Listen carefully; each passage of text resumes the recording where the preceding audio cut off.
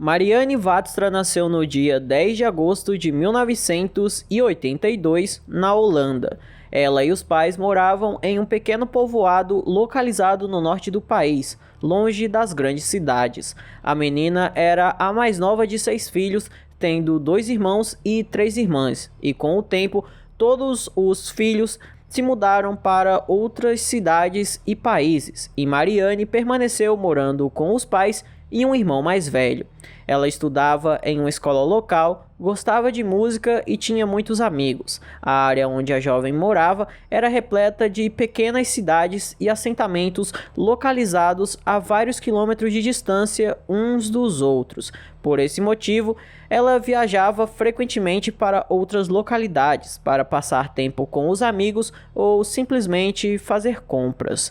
Nas horas vagas dos estudos, a Mariane trabalhava meio período em um supermercado local, e no dia 30 de abril de 1999, o país celebrou um grande feriado, o Dia da Rainha. Mariane terminou seu turno no trabalho e foi para uma cidade próxima chamada Kowloon, onde ela encontraria seus amigos em um café para passarem o feriado juntos. Algumas horas depois de chegar até lá, o namorado dela se juntou à turma e todos decidiram ir para outro local que ficava a cerca de 6 quilômetros de distância dali, chamado Bayton Port, e todos iriam de bicicleta, mas a Mariane não tinha uma, então pegou uma bicicleta emprestada. Depois de algum tempo, todos decidiram voltar para casa, e a garota seguiu em direção à sua cidade, que ficava a cerca de 11 quilômetros de distância, mas ela nunca chegou.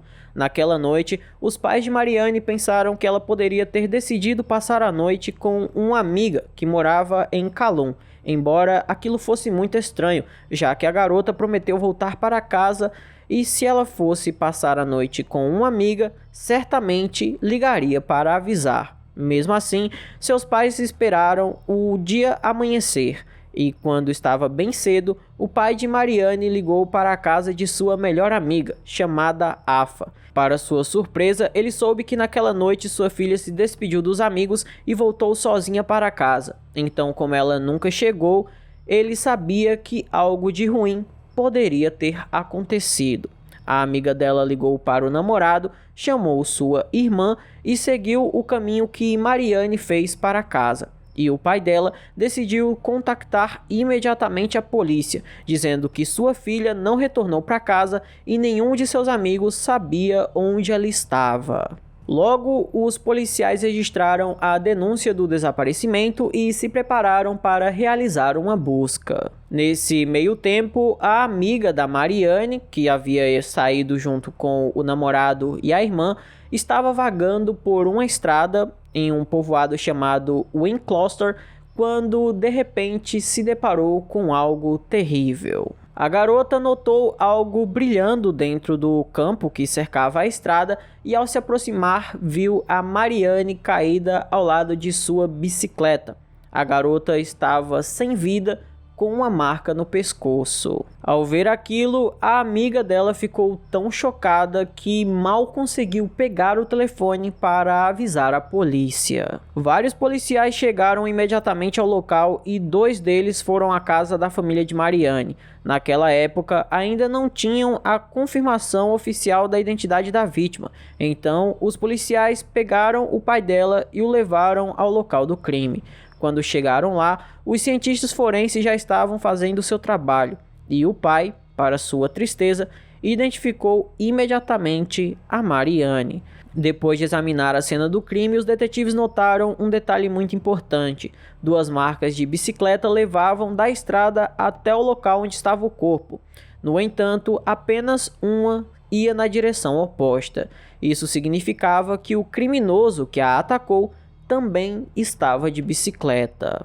A polícia examinou toda a área e também fez algumas filmagens aéreas para ter uma melhor imagem da cena do crime. Mas a única coisa que eles conseguiram encontrar foi um isqueiro. E os amigos da Mariane disseram que ela não fumava, então aquilo não lhe pertencia. Devido a essa informação, os policiais enviaram aquele item para ser analisado numa busca de DNA ou impressões digitais. Os especialistas médicos determinaram que a garota havia sido violada e eles encontraram vestígios biológicos em seu corpo, dos quais puderam compilar uma amostra de DNA.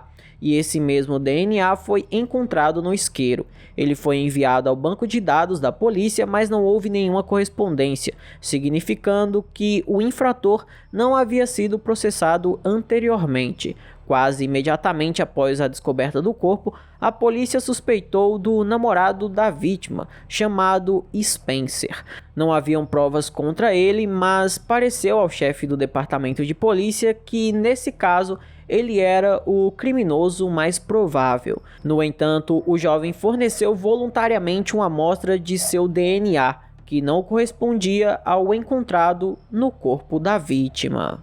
É claro que esse caso foi amplamente divulgado pela mídia e na televisão, já que a localidade era muito tranquila e crimes dessa natureza raramente aconteciam.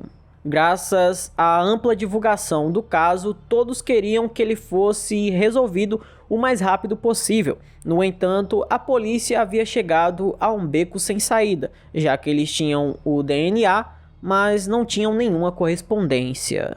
No meio disso tudo, a polícia ainda teve que enfrentar um grande problema, já que a maioria das pessoas disse que o responsável por aquele ataque certamente pertencia a um campo de refugiados que ficava próximo do local onde o corpo de Mariane foi encontrado.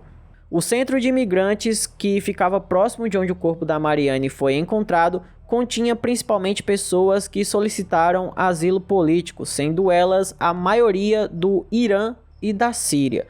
Todos os dias, a teoria de que algum imigrante havia cometido aquele crime se espalhava por todas as cidades locais, e as pessoas tinham 100% de certeza de que algum dos imigrantes estava envolvido diretamente. Por conta disso, a polícia teve que investigar essa possibilidade, e nesse meio tempo, no dia 5 de maio, aconteceu o funeral de Mariane. Quase 1.500 pessoas vieram apoiar sua família naquele momento. Muitos vieram de assentamentos vizinhos e 2 dias depois, os pais da menina organizaram uma procissão em sua memória. No total, cerca de 20.000 pessoas participaram desse evento, e após isso, mais e mais pessoas entraram em contato com a polícia e em algum momento os detetives receberam uma pista que era de fato interessante.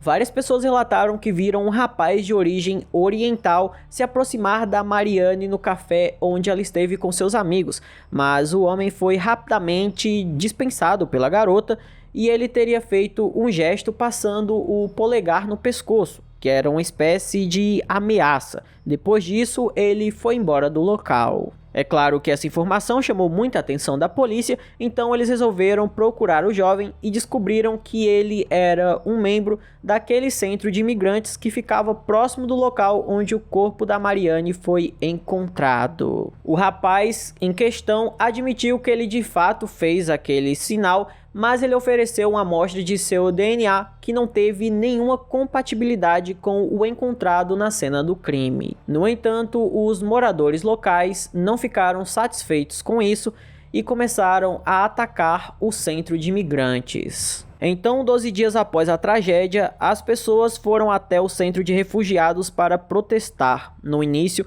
eles simplesmente gritaram exigindo que o criminoso lhes fosse entregue. Mas à noite a situação ficou complicada. Várias pessoas atiraram coquetéis Molotov contra o prédio, o que levou a polícia a intervir e desde então a segurança do centro foi significativamente reforçada e tais ações populares deixaram de ser realizadas. Poucos dias depois desse ataque, a polícia anunciou a prisão de um homem de 32 anos chamado Pete, que morava na mesma cidade que Mariane. Ele era um alcoólatra local e a maioria dos residentes não gostava dele. A prisão ocorreu depois que uma testemunha contatou a polícia e relatou ter visto Pete vestindo roupas com manchas marrons na noite do ataque. Após o homem ter sido detido, seu DNA foi enviado ao laboratório, mas não houve nenhuma correspondência à amostra retirada do corpo da vítima, e a testemunha admitiu que havia inventado toda aquela história com o pretexto de se vingar do Pete por um insulto pessoal. No entanto, sem saber para onde ir, os policiais voltaram novamente ao centro de refugiados, pois no local havia um registro de todas as pessoas que entravam e saíam. Quando alguém iria sair do local, ela tinha que dizer para onde ia, com quem ia e que horas voltava. E isso era de grande ajuda para os policiais. E ao analisarem os registros, eles notaram que haviam 2 homens que saíram do local e não disseram para onde iriam. Esses 2 homens teriam saído justamente na noite em que o ataque contra a Mariane aconteceu, mas a polícia resolveu não divulgar nenhuma informação sobre eles, e o pai da Mariane começou a ficar muito revoltado com a situação, dizendo que os policiais estavam deixando ele e sua família às escuras. Por isso, ele contatou um conhecido repórter que concordou em assumir o caso e tentou obter mais informações. O pai da vítima falou em um programa popular de televisão onde deu voz aos fatos descobertos pelo jornalista. Em primeiro lugar, os 2 refugiados que deixaram o centro na noite do crime estavam no mesmo café que Mariane. Eles o deixaram quase imediatamente depois que a garota saiu. E em segundo lugar, desde aquela noite o paradeiro deles era desconhecido. Eles não retornaram ao centro e a polícia não conseguia encontrá-los. Ao mesmo tempo, eles tinham fotografias dos 2 homens, mas por alguma razão as autoridades não as publicaram. Depois de todos esses fatos terem sido anunciados na televisão, a polícia disse que estava à procura dos suspeitos com a ajuda da Interpol. Segundo a versão principal, eles poderiam ter saído do país. Tudo isso prejudicou novamente a relação entre os residentes e o centro de refugiados. E no início de outubro de 1999, os moradores reuniram-se novamente perto do centro para protestar. E em 9 de outubro, a polícia turca anunciou a prisão de um dos homens, chamado Ali, de 26 anos. Acontece que todo esse tempo ele estava em Istambul. Ele foi levado para a Holanda, onde foi coletada uma amostra de seu DNA e realizado os testes necessários. Para a surpresa de todos, o DNA do homem não correspondia ao encontrado no corpo da vítima, e ele foi inocentado. Desde então, a investigação chegou novamente a um beco sem saída, e em algum momento a polícia e a família de Mariane começaram a suspeitar do namorado dela. Mesmo que o DNA do rapaz tivesse mostrado que ele era inocente, os familiares da Mariane acharam o comportamento dele muito estranho, até porque quem em sã consciência deixaria uma garota sair sozinha à noite de bicicleta? Então, devido a essa desconfiança, eles novamente investigaram o rapaz, mas continuaram sem ter nada contra ele. Com isso, no dia 20 de dezembro, a polícia pediu a ajuda dos moradores locais, pedindo que todos os homens fornecessem voluntariamente amostras de seu DNA. Mas havia um problema nisso. A lei proibia a recolha em massa de DNA dos cidadãos, mesmo com o seu consentimento. Por isso, as autoridades estabeleceram um limite. Eles só poderiam recolher 150 amostras. E a partir desse momento, o caso congelou durante vários anos. Os pais de Mariane tentaram conseguir mudanças na lei que permitissem recolher mais amostras. No entanto, seus pedidos foram recusados. Isso foi explicado pela proteção de privacidade das pessoas, embora medidas semelhantes já tivessem levado várias vezes à captura de criminosos em outros países. Somente no ano de 2010, a polícia conseguiu uma equipe que criou um modelo 3D extremamente detalhado da cena do crime, e isso atraiu mais uma vez a atenção para o caso. Com a investigação de novo nos holofotes, os policiais conseguiram conscientizar a população sobre a importância de recolher as amostras de DNA. E no dia 6 de setembro de 2012, mais de 11 anos após o crime ter acontecido, finalmente houve uma mudança na lei. Com isso, a polícia convocou uma conferência de imprensa na qual pediu a todos os homens com idades entre 20 e 40 anos em 1999 que fornecessem suas amostras de DNA. A área de coleta também foi limitada a 5 km. Pelos cálculos, teriam cerca de 8.000 homens, mas nem todos aceitaram doar o seu material genético. A polícia conseguiu coletar pouco mais de 6.500 amostras e especialistas começaram a estudá-las. Infelizmente, os recursos eram limitados. Eles conseguiam testar cerca de 400 amostras por semana. Então, o estudo deveria ter levado até 4 meses. Os especialistas compararam as amostras com o perfil do criminoso, mas eles não esperavam encontrar uma correspondência completa. Afinal, era pouco provável que o culpado tivesse entregado o seu DNA por conta própria.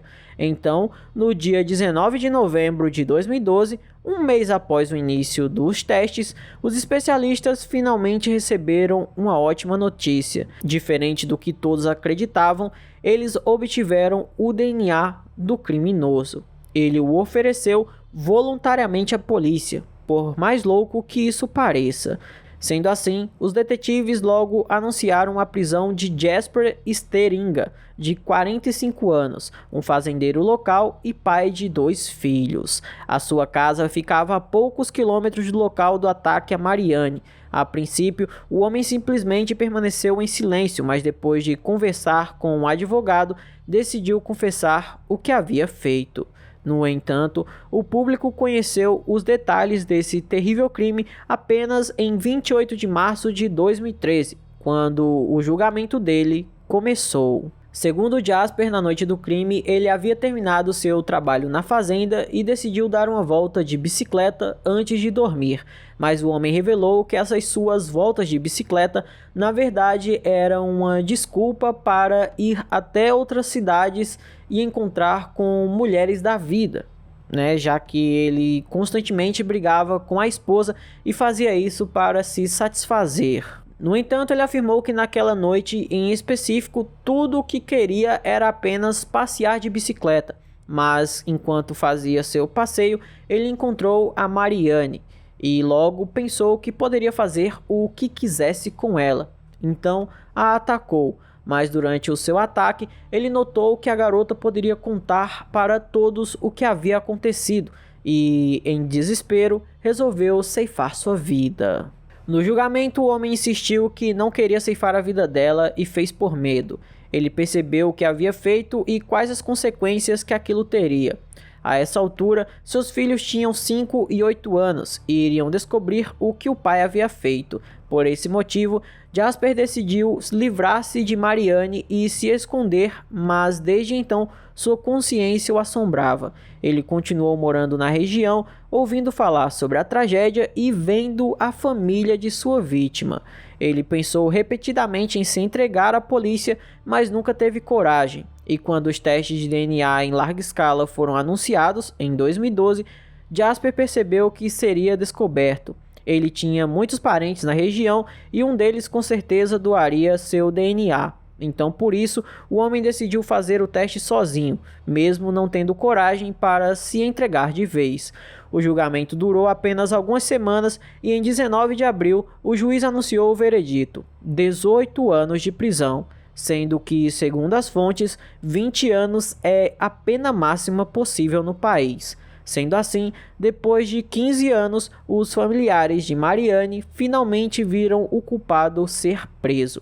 Infelizmente, devido ao seu bom comportamento, Jasper está previsto para ser libertado ainda esse ano, em 2023, passando menos de 10 anos atrás das grades. Então esse foi o vídeo de hoje, espero imensamente que vocês tenham gostado da forma como eu narro os casos e jamais do que acontece. Se você gostou, eu peço que deixe um like, se inscreva no canal, mande para todos os seus amigos, me siga nas minhas redes sociais. Se quiser apoiar o canal, temos várias opções como Pix, seja membro, valeu demais, e apoie-se, vai de você escolher qual delas é a melhor. Por hoje é só, até a próxima e tchau!